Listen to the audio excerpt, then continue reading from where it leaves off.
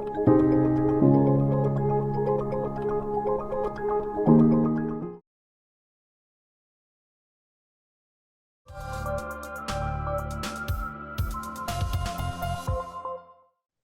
मैं हूँ राशि सहाय और आप देख रहे हैं Medi Circle. Today on our cancer awareness series we have doctor Manish Gupta with us. Doctor Manish Gupta Indira Gandhi medical college and hospital Shimla में professor and radiation oncology department के एचओडी हैं और पिछले 15 सालों से इन्होंने इस रूप में काम किया है। Welcome to Medi Circle doctor Manish Gupta. Thank you very much. तो लंग कैंसर सबसे अधिक पाया जाने वाला एक कैंसर है और दुनिया भर में कैंसर से होने वाली मौतें प्रमुख कारण लंग कैंसर है। तो भारत में लंग कैंसर सभी कैंसर से लगभग 5.9% और कैंसर से संबंधित सभी मौतें 8.1% के आंकड़े में है। सो डॉक्टर, क्या आप हमें ये बता सकते हैं कि लंग कैंसर क्या है? लंग मतलब फेफड़े में होने वाले जो कैंसर है उसे लंग कैंसर कहते हैं। कैंसर का मतलब होता है अनकंट्रोल्ड। तो लंग मतलब जो हमारा फेफड़े हैं, they are made up of trachea tubes होती हैं, विंड ट्यूब जिसे हम बोलते हैं। वो हवा लेके जाती हैं, ऑक्सीजन लेके जाती हैं हमारे पेरेन्काइमा या लंग। तो या तो वो जो ट्यूब्स हैं उनमें, या जो हमारा फेफड़ा है उसमें अगर अनकंट्रोल ग्रोथ होती है सेल्स की, तो वो एक ट्यूमर के फॉर्म में आ जाती है, जिसे लंग कैंसर कहा जाता सो डॉक्टर, लंग कैंसर के लक्षण क्या है? है। लंग कैंसर बेसिकली जैसे कैंसर में होता है, ऐसा नहीं है कि कोई स्पेसिफिक कारण है कि अगर ये कारण होगा तो लंग कैंसर हो गया।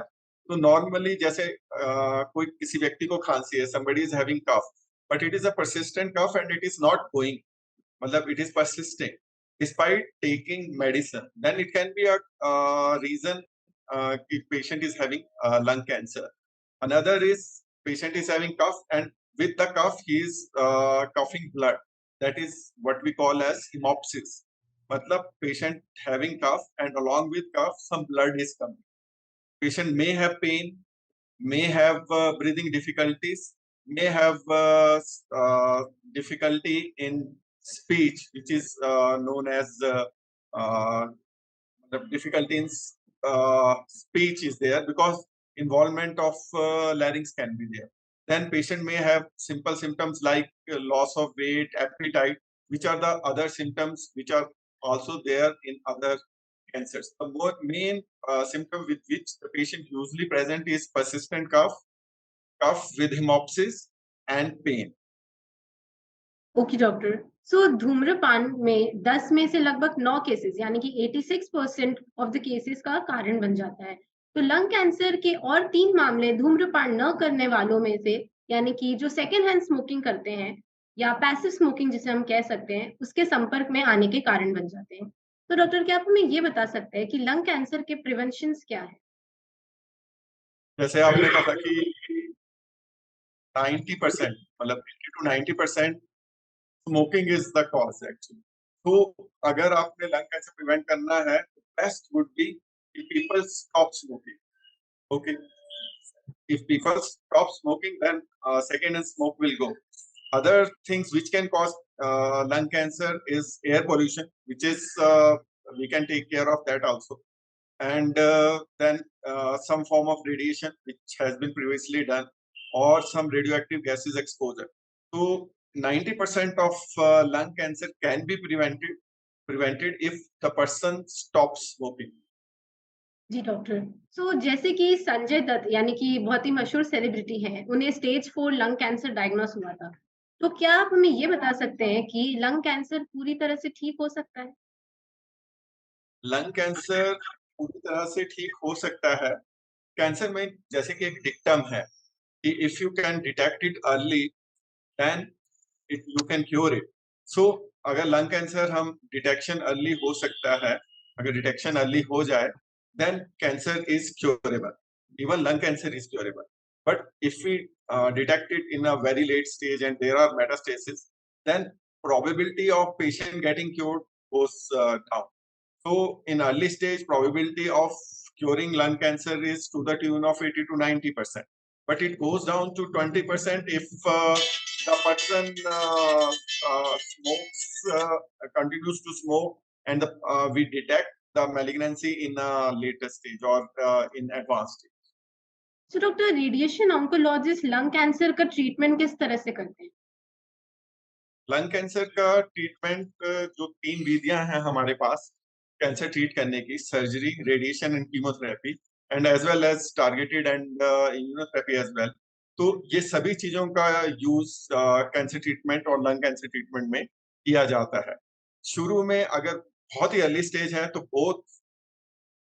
both or either surgery alone or radiation alone can take care of lung cancer. But if it is advanced, it is localized, matlab the lung cancer has spread to adjacent lymph nodes, then chemo plus radiation simultaneously is treatment. But if it has advanced beyond that or it is advanced stage with metastasis, then use of chemotherapy and radiation separately is done. But I again wish to emphasize that if the cancer is early, then we are able to cure it. जी doctor. So Medi Circle में हमेशा हमारी यही कोशिश रही है कि हम हमारे दर्शकों तक ज़्यादा से ज़्यादा इन्फॉर्मेशन पहुँचा सकें और कम से कम टाइम में। तो इसके लिए आज हम एक छोटा-सा क्वेश्चन आंसर सेशन कंडक्ट करेंगे, जिसमें आप हाँ या ना या तो फिर 1 और 2 लाइन के आंसर्स में भी जवाब दे सकते हैं। तो डॉक्टर मेरा पहला सवाल ये है कि क्या धूम्रपान करने वाले लोगों को ही लंग कैंसर हो सकता है?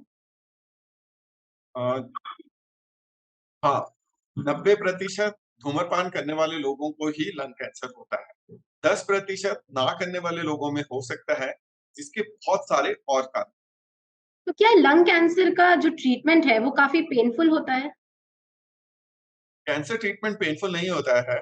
अगर इवन इफ सर्जरी होती है तो then anaesthesia people take care कि patient does not feel pain, but in advanced stage when it is very advanced and there are metastases in certain areas like bone, then it can be painful, but that can also be taken care of because medicines are now available and we do have techniques wherein pain can be reduced or pain can be even taken care of totally.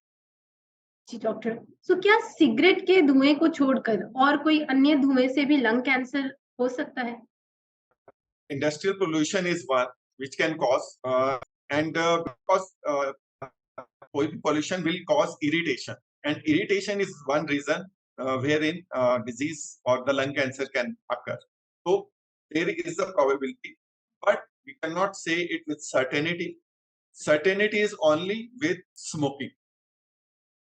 Okay, doctor. Thank you so much for coming to our show and sharing your valuable time and insights with us at MediCircle. It has been a pleasure having you on the show. Thank you for giving me this opportunity.